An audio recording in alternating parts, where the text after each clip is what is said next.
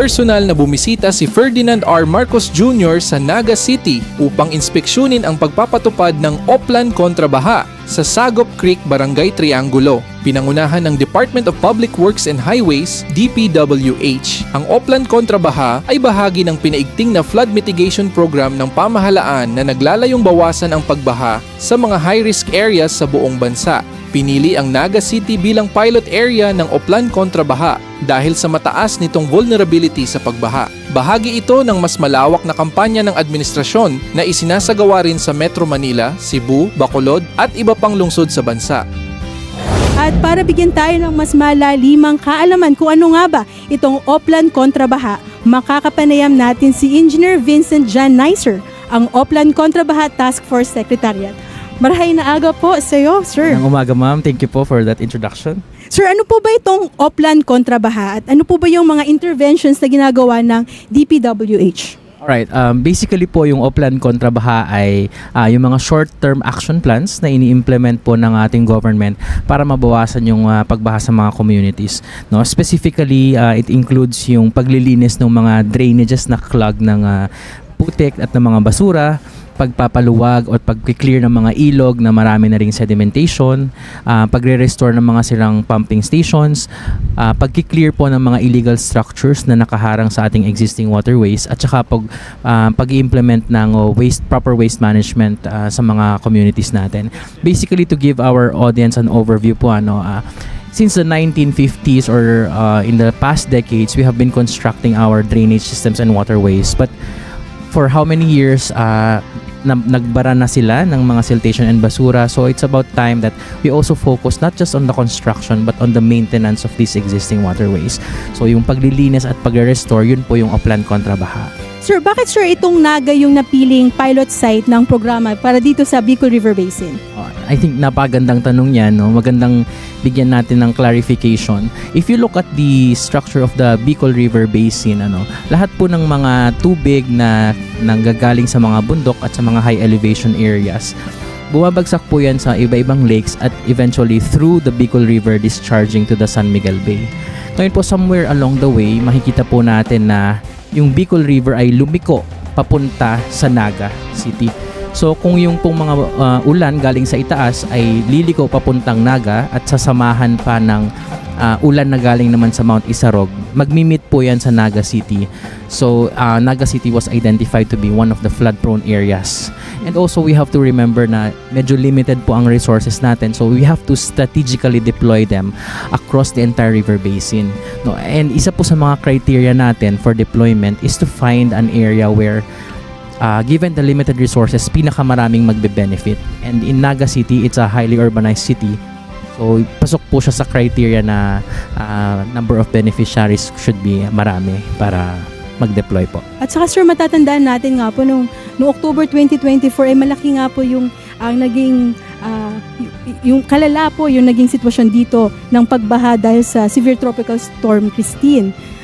Yes, I actually saw that in media. No? Meron pa kaming isang operator na lumalangoy para i-save yung heavy equipment namin. And of course, yung mga tao, yung mga residents, they were flooded for not just one day but many days.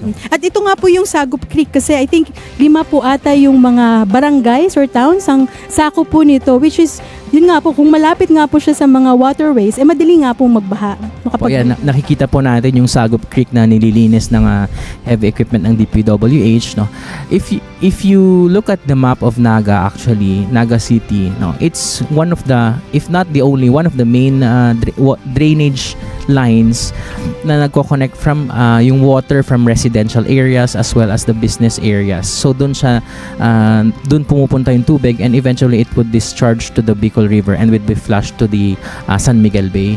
So importante na ma-address, maunang malinis itong Sagop Creek kasi yun yung magde-determine nung yung effectivity nung flood control natin sa Naga City. Sir, ano po ba yung mga pangunahing problema na nakikita po natin kung bakit nagkakaroon nga po ng heavy siltation, nagkakaroon ng pagbara dito nga po sa mga main waterways po natin? Alright, that's a very good question, Kat, no?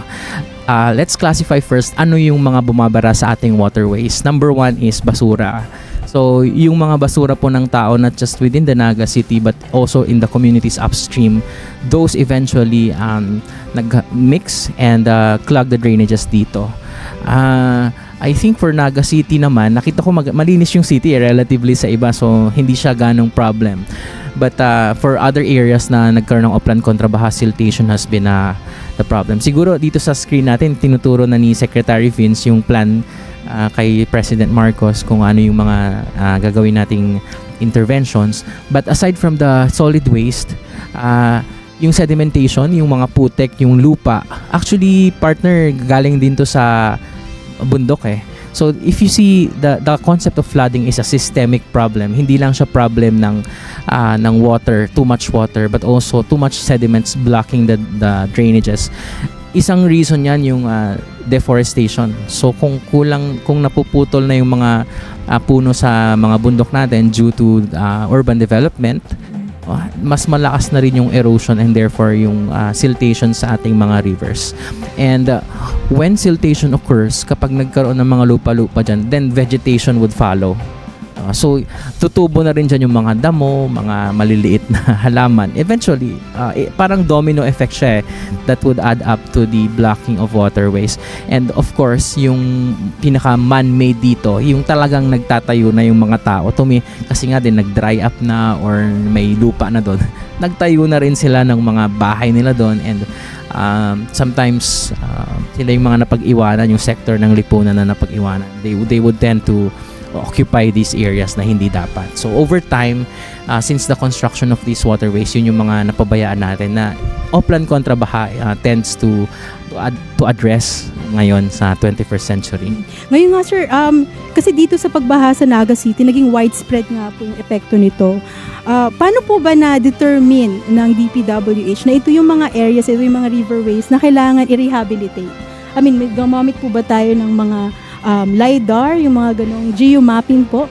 Yeah, in terms of planning, the conventional approach would be to base it on hydrological maps, no consultation with the academe, yung experts natin, sila Dr. Tabios Lagmay, Yusek CP David ng DENR. So that was the conventional approach through planning and using software, advanced software ngayon, and even AI, artificial intelligence, and simulation. But for the Bicol River Basin project for Upland Kontrabaha, we are actually proud to say that in addition to that existing conventional approach, we have gathered the different municipal disaster risk reduction and management office through the help of the provincial government. So we had them attend a particular workshop, and altogether we have identified the strategic sites for deployment. Sinasabi ko strategic partner kasi limited din naman yung resources natin to be deployed all throughout the entire of the region. So aside from the scientific scientific aspect and software, we have actually recognized the value of inputs of actual human experience. If you notice yung participants ng workshops na yon, hindi lang sila usually yung mga engineerings. We have invited the disaster risk reduction management officers kasi yan yung mga nakakaalam saan talaga yung lugar na binabaha. And even by plain common sense, without in-depth scientific study, ma-identify natin alin yung makakatulong mabawasan yung baha by just simply cleaning or deploying small equipment para malinis. Yeah. So very intuitive nga talaga sir kasi parang whole of nation approach. Whole of nation approach, You consult with the academe, with the communities talaga, with the LGUs. Exactly, and I think in many other different government projects that we have seen, for example, Pasig River Rehabilitation Commission, Manila Bay Restoration Project, and now this Upland Kontrabaha. I think one important lesson is that we recognize yung social impact, not just the data or the monitoring results na meron tayong figures 100%, 80%. But we also have to really consult with the community because eventually they are the ultimate giver of feedback. Mm-hmm. Sir, aside dito, naalala ko sir kasi nung bumisita po ang Pangulo dito noong October 2024 during the severe tropical storm Christine, nabanggit po ng ating Pangulo during his Regional Development Council meeting na bisitahin muli yung Bicol River Basin Development Program na naudlot. I think that was in 1986, but it was actually formulated 1976. Could you tell us more about that? Ano Yes. po ba yung update natin doon? I think it was conceptualized as early as 1973 during the time of then former President Marcos, Ferdinand Marcos Sr. The problem with that plan is that usually po kasi sa mga engineering, ang kino-consider natin na return period is a period of 50 years. Meaning yung design ng structures mo should withstand whatever change would happen or whatever extreme event would happen in the next 50 years. Kaya lang, if that started in the 1970s, it's now 2026. Kumbaga, expired na siya. And it needs further studies and updating para ma-incorporate po natin yung climate change, integrated water management systems, no, tsaka yung sea level rise and many other factors. Yung integrated water resource management systems po kasi Ms. Kat, is we're looking at a flood, not just something harmful, but perhaps if we can just properly manage it, no, building of dams upstream, then we could actually use the water for electricity through hydropower, water resource for irrigation, water resource for utilities dito sa cities, and also even tourism. So kung sakaling ma-address natin yan. And so yun po yung update sa Bicol River Basin And Management. that's the long-term solution, no? Yes, that's the long-term solution. So, part po yun ng comprehensive master plan. But actually, yung Oplan Contra Baha po, yung short-term interventions natin are actually part and parcel of that entire plan. No? So, now we can immediately implement while waiting for enough funding and enough resources and studies para po dun sa ating long-term master plan. Well, actually, sir, itong Oplan Contra Baha, hindi naman siya nag-start lang ngayon, di ba? I think it has been in operation since 2025, last year. Yes, we actually have a lot of Oplan Contra Baha projects, and we have launched 3 last year. In 2025, we have launched the Greater Metro Manila on November 12, and then we went to Metro Cebu on November 21, and then Bacolod City on December 12. So there were 3, and this is the 4th actually, nag-start ng February 21 dito po sa Naga City. We also have other upcoming events. No, tentatively yung Tuguegarao City in the province of Cagayan would be next week. And then we have ongoing coordination with the government or provincial government of Rojas City and Iloilo in Panay Island, that's Region 6. And then Buluan, the municipality of Buluan in the province of Maguindanao, that's in Bangsamoro Autonomous Region of Muslim Mindanao already, but the government is extending its Oplan Contra Baha activities doon. And we have ongoing coordination also with Bulacan and Pampanga, and then Pangasinan and Ilocos area that would soon to be launched, and of course Cagayan de Oro City, and yung most recent, Ms. Kat, is yung Iligan City, who has just been recently devastated by yon, and we want to help that, so we're trying to include that in our schedule po. So nationwide po itong ginagawa nating Oplan Contra Baha. A short-term mitigating measures. Yes, para Ms. at least Kat, it's nationwide. So Luzon, Visayas, Mindanao, different areas. And actually, we have received a lot of requests then for other areas. I think there was one in Eastern Samar requesting then for deployment or launching of Oplan Contra Baha. And among those areas, iba-iba rin yung problems and terrains na na-encounter namin. Merong something coastal, merong valley type, and I think yung Hipapad would be an interesting case kasi upland pero may flooding. So Ibang kaso yun, sir. ibang klase rin, iba-iba yung exposure. We're actually also learning from this Oplan Contra Baha. And Tapos, sir, kasi ang ginagawa po ng Oplan Contra Baha is with the help of the DPWH, Yes. dinadala po ninyo yung mga specialized equipment. yes. And not just that, and yung tao po to operate those equipment. Yes. Ms. Kat, most of the Oplan Contra Baha workshop, most of the Oplan Contra Baha activities na ginagawa natin, spearheaded by DPWH using heavy equipment owned by the DPWH. But I would like to mention that in Metro Manila, no, specifically San Miguel Corporation has provided assistance to sa mga heavy equipment. They spent a lot to assist us. Kasi of course we recognize that in the private sector, yung kanilang operational framework is are really efficient. It's really fast to procure and to deploy resources. Kaya they actually helped a lot dun sa clearing sa Metro Manila. Sir, aside dito sa Sagop Creek, meron pa pong pupuntahan ng ating Pangulo, yung Magaya-Gaya Creek? Yeah, Magaya-Gaya Creek is also, I think, somewhere din dito sa Naga. The former Vice President and now Naga City Mayor Leni Robredo wanted to show the President yung case ng informal settlers because, you know, if we are in the office in the palace, for example, iba yung nare-receive nating reports versus we actually see the problems on the ground. So I think ang major problem sa Magaya-Gaya is yung the presence of a lot of informal settlers, no. Itong ganitong klaseng issue would require interagency coordination, Yes, so because we want to have a sustainable approach in addressing them. That's why we have the SUD. Yes, for yes, the yes. illegal So, settlers, diba? to provide housing, assistance in relocation, and other necessary support para ma-clear yon. And of course, when the President sees the situation on the ground, he would also be able to immediately and To direct the concerned agencies to work on it. Apa.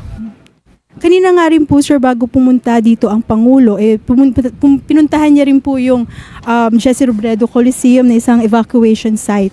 So I think more than that, kailangan din ng tulong yung mga ganong para at least whole approach. You have the magpapalinis ng creek and at the same time evacuation sites para at least may matinong matutuluyan ng ating mga evacuees. Yeah, addressing flooding is one thing, and the response is also another thing. So aside from addressing the flooding, minsan kasi with limited resources, we cannot completely eradicate it. So we also have to reinforce yung mechanisms to address yung mga evacuation centers natin, pag-inventory ng relief goods and other things. We also have to make sure that those things are present para during the times na merong pang flood and there are enough resources para sa kanila. Yung Oplan Kontra Baha naman, I think to manage also the expectations of all the citizens, it does not promise to 100% eradicate the flooding, but at the very least, yung duration ng flooding is ma-minimize. So kung dati it would take days, probably if it would take a few hours or minutes, that would be really very good na for everyone. So ayan po, the tall guy in Invest is actually the task force commander of the Oplan Kontra Baha. We have Undersecretary Charles T. Calima Jr., who is also a former PNP general, by the way. Siya po yung nag-spearhead sa DPWH ng Who leads the task force of Kontra Baha? yes, the task force of Kontra Baha. And then we have Mayor Leni in her signature color.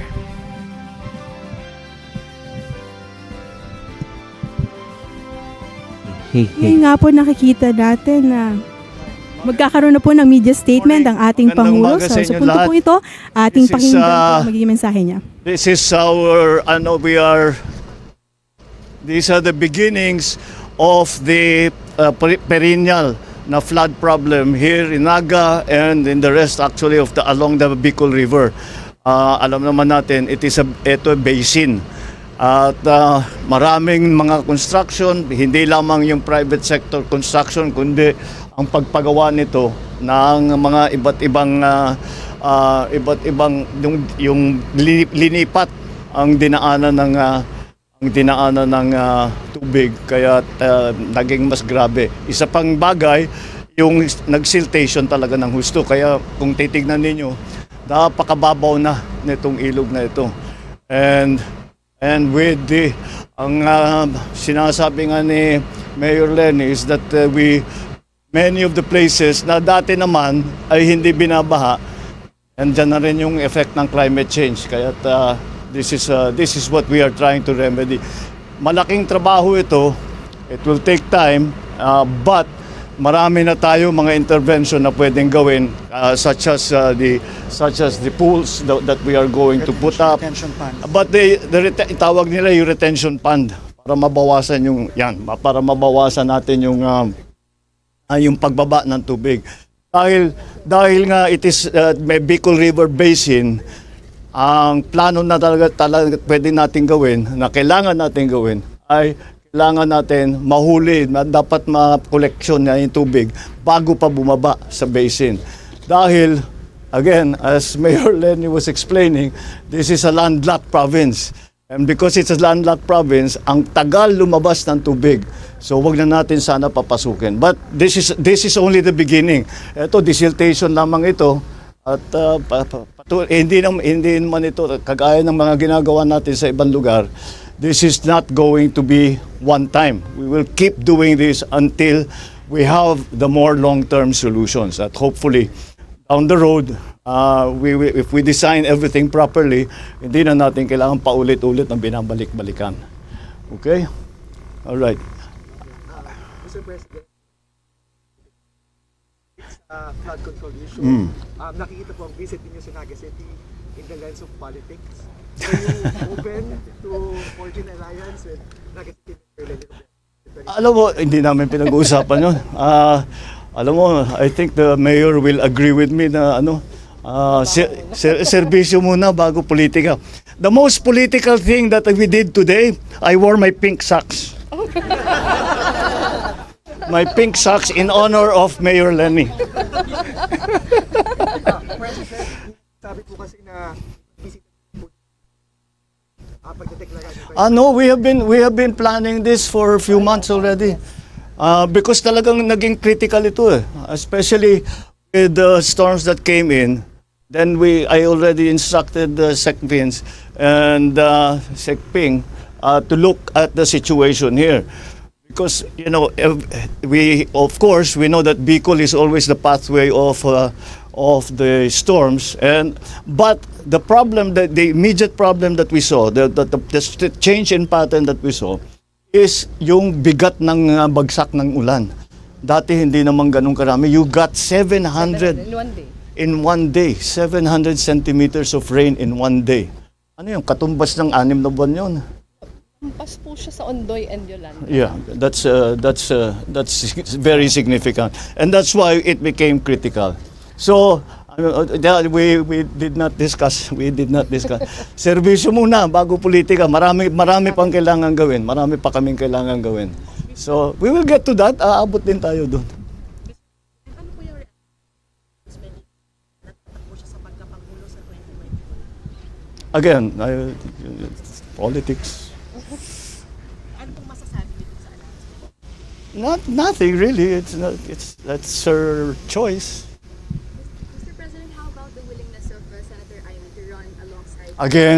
Again, this is all politics. We're not going to discuss politics now. We are talking. What we are here for is to try and find solutions to this very important problem, very critical problem that we have not only here in Naga City but also in Kamsur, and for that matter, for the whole of Bicol.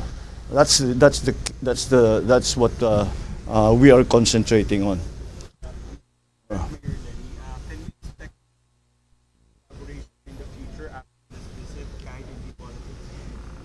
We don't change. Whatever kung sinong, it's not only here kung sino ang nangangailangan ng tulong, the national government is here to help.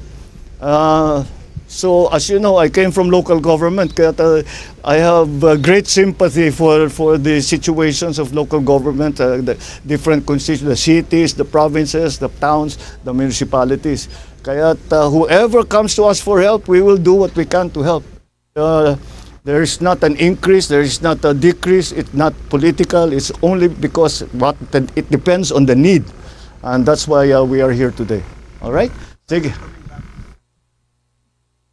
Well, I'm sure we will inspect it when it's further, when the project is further along.